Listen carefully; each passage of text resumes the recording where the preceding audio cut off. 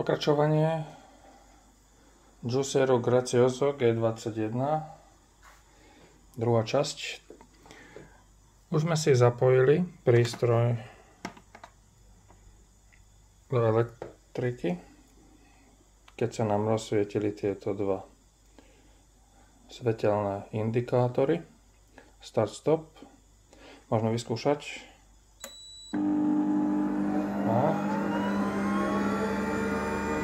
Takže s tým zapíname, vypíname,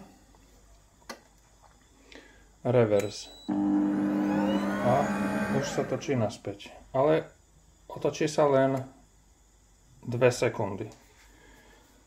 Ovocie je pripravené, je lepšie si ho asi nakrájať na menšie kúsky, lebo tu máte takú preklápaciu vaničku, by sa to dalo povedať. Takže dáte do toho, preklopíte, spadne dole.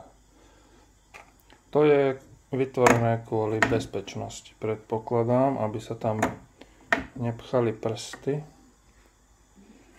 Takže takto to tam dávame. A spúšťame.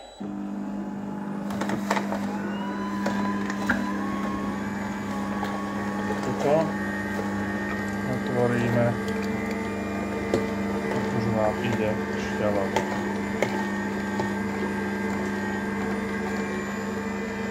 Nakladáme jablko, zavierame. Jablko, zavierame. Pracuje. A tu vypadávajú už suché časti ovocia. Takže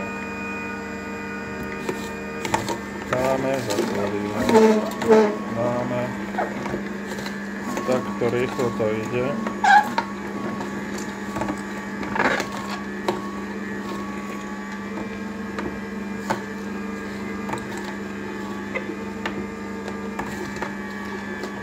Má to rýchlosť 70 otáčok za minútu, čo je úplne perfektné, lebo vám pri vyššej rýchlosti už vám ničí vitamíny, takže čím pomalší je odšťavovač, lis, tým lepšie, tým vám to viac vitamínov zanechá v šťave, ktorú treba najneskôr do 24 hodín vypiť, aby ešte tie vitamíny boli zachované.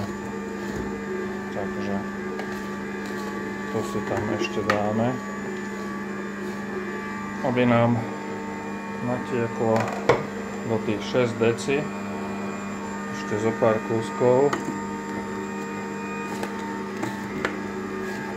Pokiaľ sa vám zasekne, môžete použiť, tu môžete s týmto pretlačiť jablka, alebo čo máte, hej, potlačiť to tam hlbšie. Zatiaľ všetko funguje bez toho, sám prístroj si bere, hej, nepotrebujete nič. Takže takto to funguje.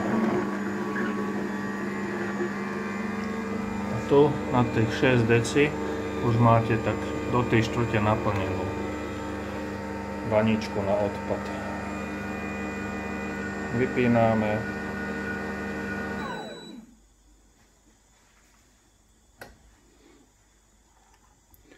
Uzavrete si, aby vám to nekvapkalo. Vezmete, spodok je pekne suchý, 6 deci šťavy. Môžete naliať. Hops. Tak. Plné vitamínov a všetkých dôležitých prvkov, ktoré potrebuje vaše telo na uzdravenie sa z každej choroby alebo prečistenie organizmu. Na zdravie.